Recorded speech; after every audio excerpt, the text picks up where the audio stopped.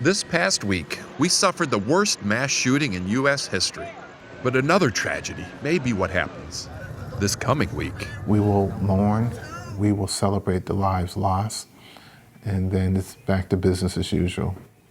Malcolm Graham has seen this vicious cycle up close. Is that her? Yeah. A year ago, last Friday, his sister, Cynthia Hurd, and 8 others were shot to death at the Emmanuel AME Church in Charleston.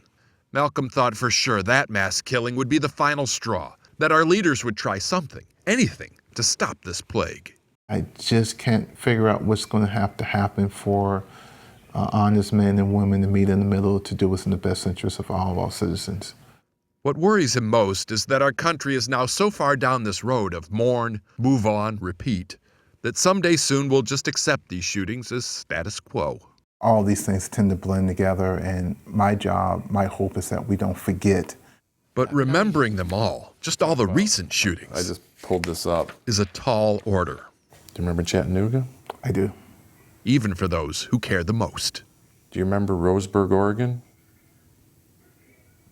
Yeah, Herkimer County, New York? I know. And eventually, I'm going to say to somebody, Charleston. They're going to say, I don't remember it. Yeah.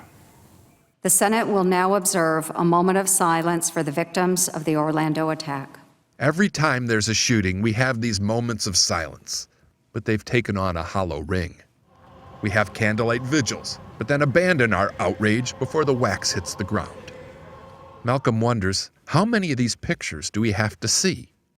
Will there ever be a death toll large enough, a victim innocent enough, to make us finally bring this parade to an end?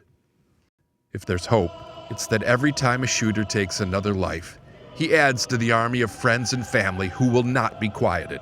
You tell the story wherever you can, and whoever is willing to listen.